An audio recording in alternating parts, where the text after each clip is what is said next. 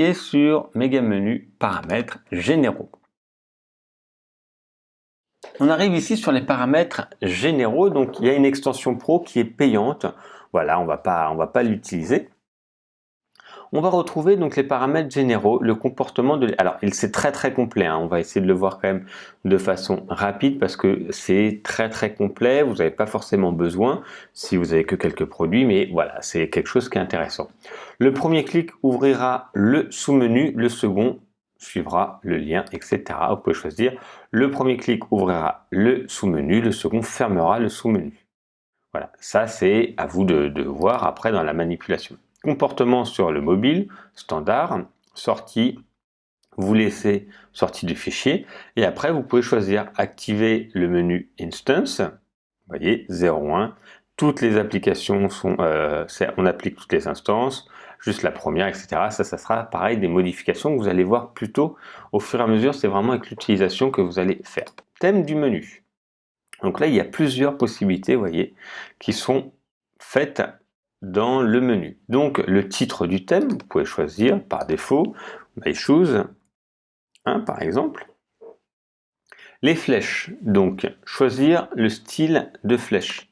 Donc vous pouvez, vous voyez, choisir avec des plus, avec d'autres, etc. On va rester ici. La hauteur entre les lignes, le placement, est-ce que vous voulez une ombre ou pas de ce menu, la transition de survol, appliquer la transition de survol de souris aux items du menu. Allez, on va activer comme ça, on va voir ce que c'est. Initialiser le style du widget, non, on ne veut pas. Dans la barre de menu, il y a tout ça à voir. La barre de menu, vous voyez, c'est assez grand. On va voir la hauteur du menu, la couleur de fond, l'espace qui est à l'intérieur, le ratio, donc si on veut avoir des bords arrondis ici pour le menu.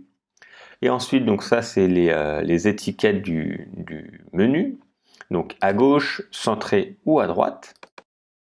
La typo, donc la taille, enfin la couleur, la taille, le poids, donc c'est plus ou moins gras ou pas, décoré. Ensuite, la police des items, donc au survol de la souris. Est-ce que vous voulez que ça change? Est-ce que vous voulez que ça soit plus gras ou autre? La couleur de fond au survol. L'espace, pareil, ça c'est l'espace entre les caractères. Ensuite, la bordure, si vous voulez des bords arrondis, des séparateurs, etc. Donc là, on a la possibilité. De toute façon, vous allez revenir dessus. Vous allez revenir dessus. Le méga menu. Couleur de fond du menu. Donc nous, c'est ce qui nous intéresse. Ok, la couleur de fond, la largeur. Et vous voyez, on revient encore sur tout les éléments qui sont là. Le menu au survol, le menu mobile et le style personnalisés qui sont avec des classes CSS, etc. Donc, on a ici les éléments de base du menu. Ne vous inquiétez pas, je vais vous montrer comment on l'installe après. Emplacement du menu. Donc, où est-ce que vous voulez qu'il arrive? Donc, ce menu, on peut choisir soit qu'il arrive par défaut dans le menu principal, donc il va effacer le menu principal, soit on peut lui donner avec des fonctions directement PHP. Si vous connaissez, vous pouvez donner. Ici, les descriptions courtes. Quand on est aussi bien sur Elementor ou sur WordPress classique, il y a une petite possibilité d'insérer le code court. Pareil, quand on fait un formulaire de contact. Et en fait, il faudra copier celui-ci pour l'insérer où on veut. En fait, ce menu, on pourra le mettre en plein milieu d'une page si on veut. Voilà, il n'y a pas forcément une logique tout de suite, mais on va pouvoir le mettre en plein milieu d'une page. Et on va pouvoir également utiliser en widget pour qu'il apparaisse, si on veut que le méga menu il apparaisse en haut, en bas, à droite, à gauche. Vous savez, un peu comme les éléments quand on est ici. Quand on est ici, donc ça, ce sont des widgets à droite, les widgets qu'on a rajoutés. Bon, on pourrait demander que le méga menu arrive ici par le biais de widgets.